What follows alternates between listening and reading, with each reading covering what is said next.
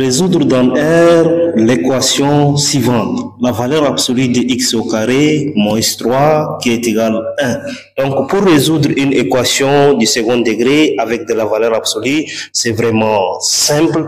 Mais avant de commencer à résoudre cette équation, je dois vous expliquer le processus de résolution des équations du premier degré avec de la valeur absolue.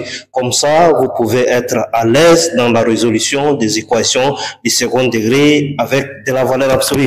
Donc, je prends un exemple un peu similaire à celui-ci, x qui est la valeur absolue de x moins 3 qui est égal à 1. Ceci est une équation du premier degré. Donc, pour la résoudre, la première des choses à faire, c'est d'éliminer la valeur absolue. Comment faire pour éliminer la valeur absolue? C'est vraiment simple. Je trace une droite comme ça, je place 0 ici, moins infini ici, plus infini ici.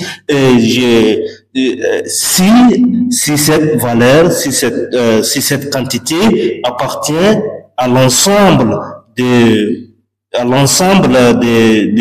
nombres de 0 à plus infini, c'est-à-dire à l'ensemble des nombres positifs, il suffit juste de laisser tomber la valeur absolue. Donc, qu'est-ce qu'on aura? On aura x moins 3 qui est égal à 1.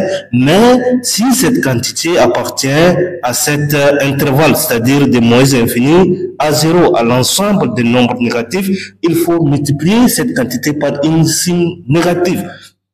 Pourquoi on multiplie cette quantité par une signe négative? Parce qu'on sait que la valeur absolue est une distance et une distance ne doit jamais être négative. C'est pourquoi on multiplie toute cette quantité par un signe négatif. Donc on aura moins un facteur de x moins 3 qui est égal à 1. Et ensuite, il suffit juste de déplacer les moins de l'autre côté. Comme ça, on résout notre équation du premier degré avec de la valeur absolue en posant des conditions. En supposant que celui-ci est positif, on le résout, et en supposant ensuite que celui-ci est négatif. Parce qu'on ne connaît pas la valeur, on ne connaît pas où se trouve exactement cette quantité, x moins 3. Il se trouve ici, ou bien il se trouve ici. On ne le connaît pas. C'est pourquoi on pose des conditions. Premièrement, on suppose qu'il est dans l'intervalle de nombres positifs, et ensuite on revient pour poser la condition que cette quantité se trouve dans l'intervalle de valeurs négatives. Comme ça, vous allez résoudre votre équation et vous allez avoir des solutions. Donc, pour notre équation-ci,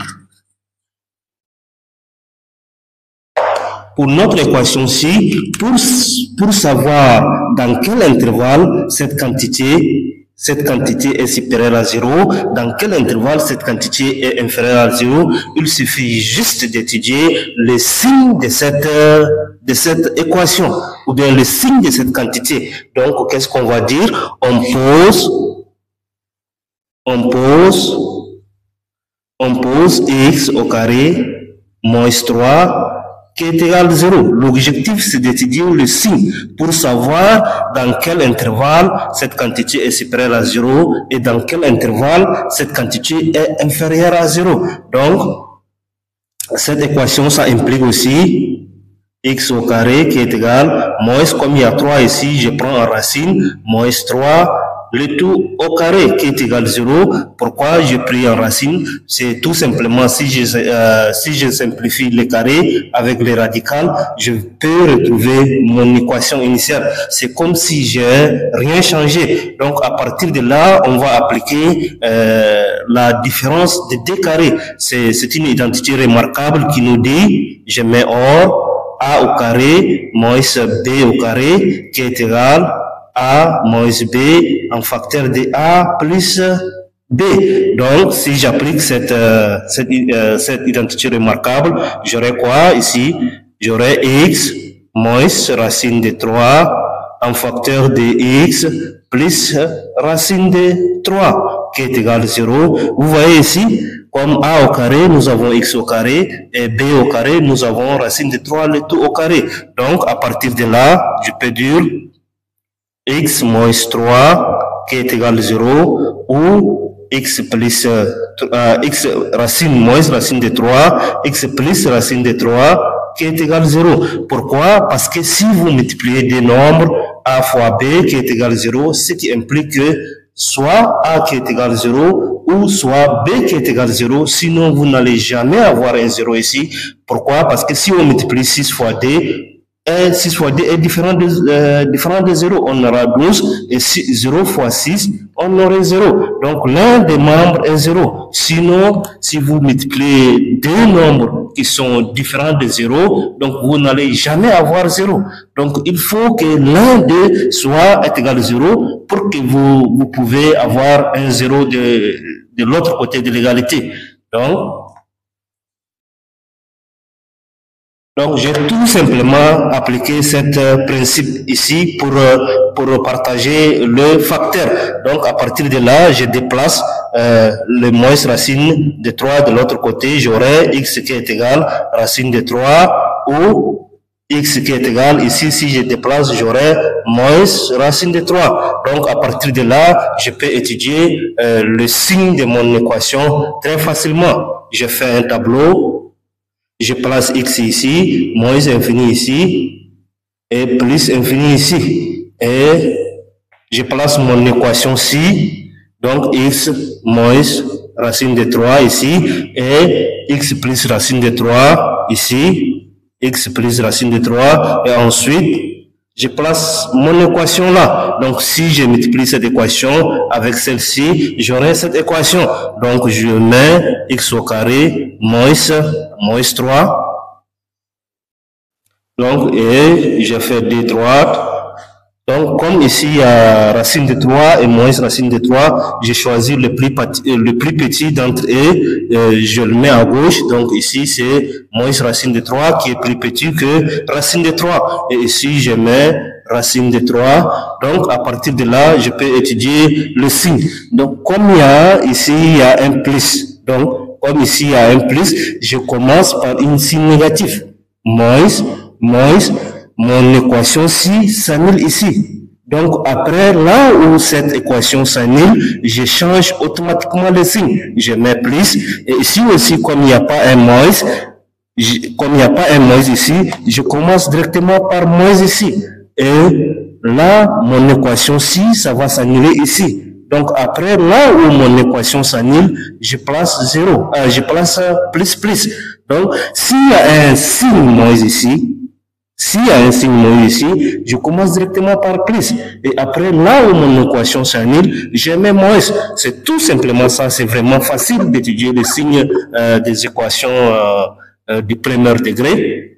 Donc, à partir de là, comme si je multiplie cette équation avec cette équation, j'aurai cette équation. Donc, ici aussi, on va multiplier leurs signes. Donc, moins fois moins, c'est plus. Et ici, moins fois plus, c'est moins. Et plus fois plus, c'est plus. Donc, tout simplement, ce qui veut dire que dans cet intervalle de moins infini à moins 3, mon équation ci est positive. Et de moins racine de 3 à plus racine de 3, mon équation est négative.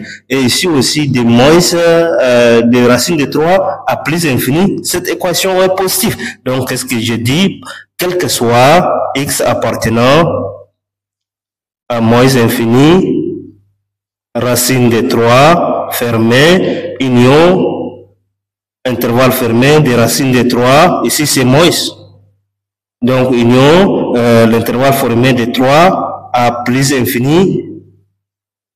Donc, vous voyez, dans cet intervalle et dans cet intervalle.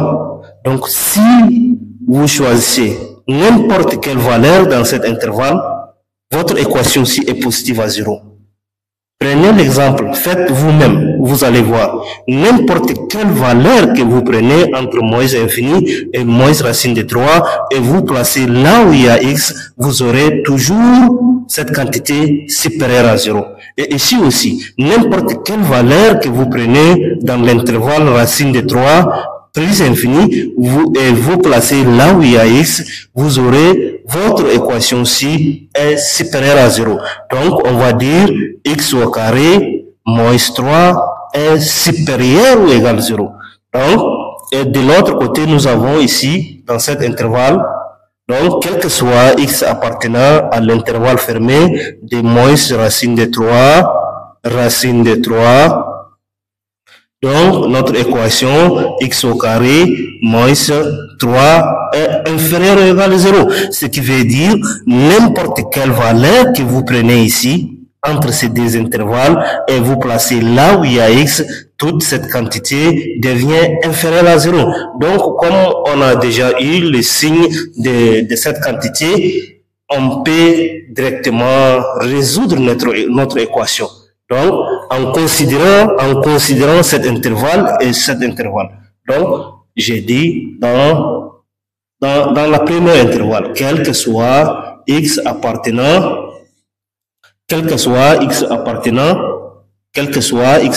à l'intervalle moins infini, moins racine de 3, fermé, union de 3 à plus infini. Donc, comme cette quantité est positive dans cet intervalle, je laisse tout simplement tomber la valeur absolue. Donc, la valeur absolue est une distance et la distance est positive. Donc, comme mon quantité ci est positive dans ces deux intervalles, je laisse tout simplement tomber la valeur absolue. Donc, j'aurai x au carré moins 3 qui est égal à 1. Je déplace le 1 de l'autre côté, ce qui implique que x au carré moins 3 moins 1 qui est égal à 0. Or, moins 3 moins 1, c'est moins 4. Donc, x au carré est égal à moins 4 qui est égal à 0. Je transforme le moins 4 à un exposant à une puissance d'exposant d. Pourquoi? Parce qu'il y a un d ici. Si j'arrive à transformer cette quantité à une puissance d'exposant d, comme ça je peux appliquer la différence de d carré pour résoudre mon équation. Donc, ici je dis x au carré qui est égal à d, je sais que 4 est égal à d au carré.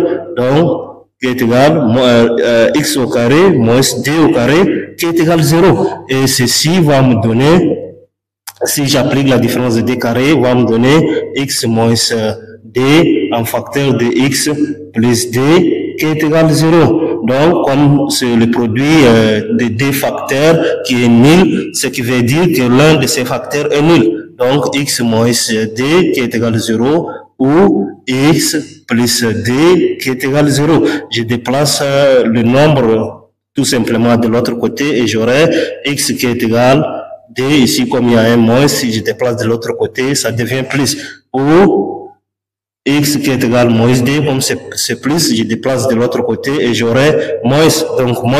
Donc, j'ai résolu mon équation dans cet intervalle.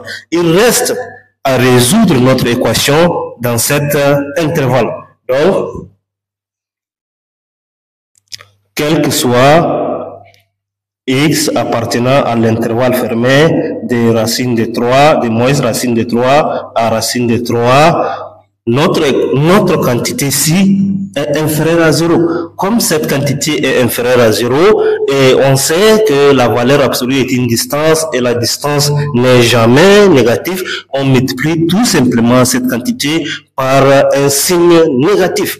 Donc, j'aurai moins en facteur de x moins 3, x au carré moins 3, qui est égal à 1. Et je déplace le moins de l'autre côté, ce qui va me donner x au carré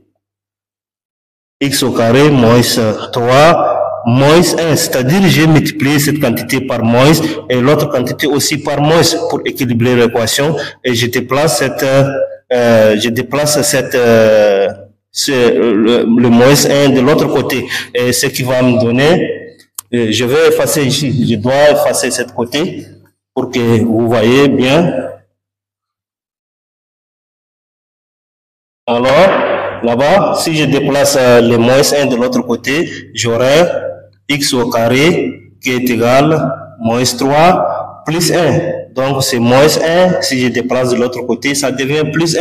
Donc, j'aurai plus 1 qui est égal à 0. Ceci implique que x au carré, toute cette quantité, c'est moins d qui est égal à 0. Et je dois transformer le d à une puissance d'exposant d. Comme il y a un carré ici, comme ça, on peut appliquer directement la différence de d carré.